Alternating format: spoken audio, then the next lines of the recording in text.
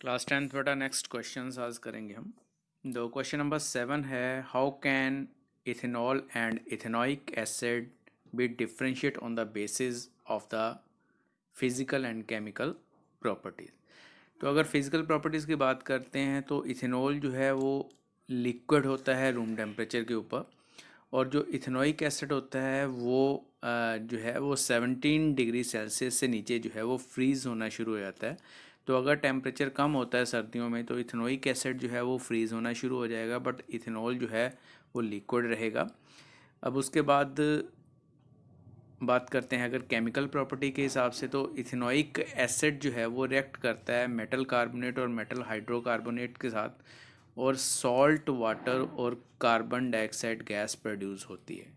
तो ये किस में होगा? इथेनोइक एसिड में। इथेनॉल में ऐसा नहीं होता है। तो इस तरह से आप फिज़िकल प्रॉपर्टीज़ के साथ भी इन दोनों में डिफरेंशिएट कर सकते हो, केमिकल प्रॉपर्टीज़ के साथ भी डिफरेंशिएट कर सकते हो। तो केमिकल रिएक्शन भी नीचे जो है इक्वेशन में लिखा हुआ है, इसको आप नोट कर सकते हो।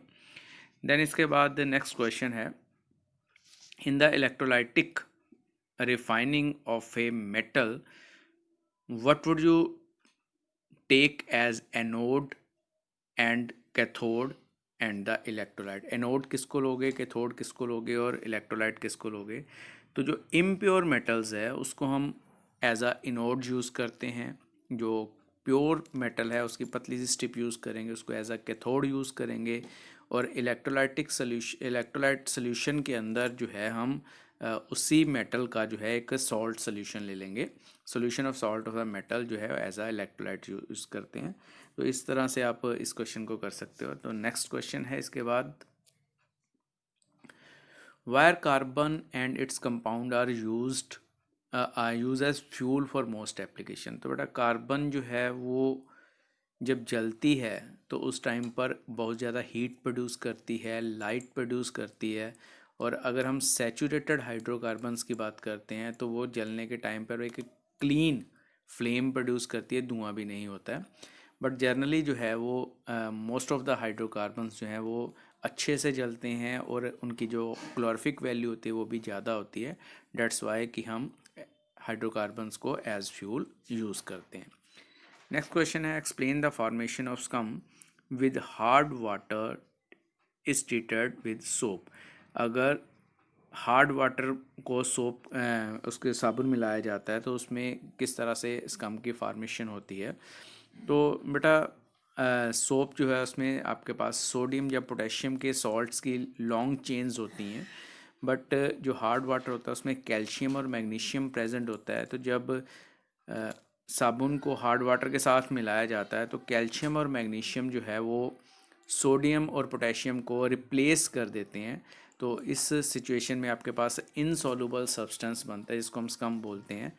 और ये जो है वो अगर पानी जो है आपका कैसे वो खारा होता है या फिर हार्ड वाटर होता है तो सोप की जागनी बनती है, और काफ़ी सोप जो है इस प्रोसेस में जो है वेस्ट हो जाता है। Next question, what changes will you observe if you test soap with litmus paper. अगर आप सोप को लिटमस पेपर के ऊपर टेस्ट करते हो तो आपको क्या ऑब्जर्वेशन मिलेगी। सोप बेसिक होता है, नेचर में बेस होता है, डेट्स वाई कि ये रेड लिटमस को ब्लू कर देता है। बट अगर ब्लू लिटमस हो, लिटमस का कलर ऑलरेडी ब्लू हो, तो उसका कलर जो है वो चेंज नहीं होगा। Then what is hydrogenation, what is the its industrial use. Hydrogenation क्या होती है, उसका इंडस्ट्रियल यूज़ क्या होता है। तो किसी भी अगर आपके पास जो है हाइड्रोकार्बन के अंदर अगर आप हाइड्रोजन ऐड करते हो तो उस प्रोसेस को हम बोलते हैं हाइड्रोजनेशन। और यानी कि अनसैचुरेटेड अगर हाइड्रोकार्बन है उसमें हम हाइड्रोजन ऐड करते हैं वो सैचुरेटेड हो जाएगी। और ये प्रोसेस जो है निकल की प्रेजेंस में किया जाता है। तो अनसैचुरेटेड हाइड्रोकार्बन को सैचुरेटेड बनाने का जो प्रोसेस है by addition of hydrogen, that is called hydrogenation. और इंडस्ट्रियली इसका क्या यूज़ होता है, this reaction is applied for the in the hydrogenation of vegetable oil. जो वनस्पति घी बनता है, जैसे ऑयल से घी बनता है जिसको आप डालडा घी भी बोल देते हो, तो ये जो आपके पास प्रोसेस है, किस बनने का प्रोसेस जो है, डेट इज़ कॉल्ड हाइड्रोजनेशन। उसमें हम हाइड्रोजन ऐड करते हैं ऑयल्स में और वो जमना शुरू हो जाता है।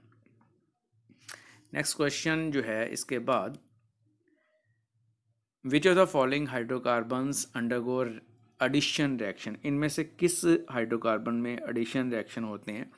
तो बेटा जो सैचुरेटेड हाइड्रोकार्बन्स होंगे उनमें तो हाइड्रोजन ऐड नहीं कर सकते हैं। जो अनसैचुरेटेड हाइड्रोकार्बन्स हैं उनमें हम हाइड्रोजन ऐड कर सकते हैं। तो यहाँ पर जो एग्जांपल्स हैं उनमें अनसैचुरेटेड हाइड्रोकार्बन C3H6 और C2H2 ये दो हैं, यानी कि पास ये दो जो है हाइड्रोकार्बन के जो कंपाउंड हैं इनको आप इसमें आप हाइड्रोजन ऐड कर सकते हो।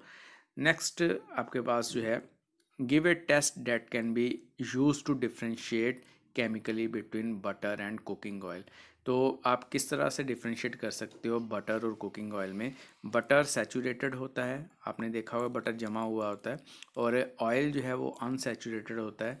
तो बटर में आप हाइड्रोजनेशन प्रोसेस नहीं कर सकते हो, जबकि ऑयल में आप कर सकते हो। ऑयल में अगर ये प्रोसेस करते हो हाइड्रोजनेशन प्रोसेस तो वो सॉलिड बन जाएगा।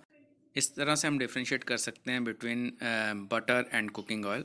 नेक्स्ट क्वेश्चन है, explain the mechanism of cleaning action of soap. Already हम पहले भी इसको डिस्कस कर चुके हैं कि सोप का जो मॉलिक्यूल होता है उसके दो पार्ट्स होते हैं। एक पार्ट जो है वो ग्रीस या डर्ट या ऑयल को अट्रैक्ट करता है और दूसरा पार्ट जो है वो पानी को अट्रैक्ट करता है।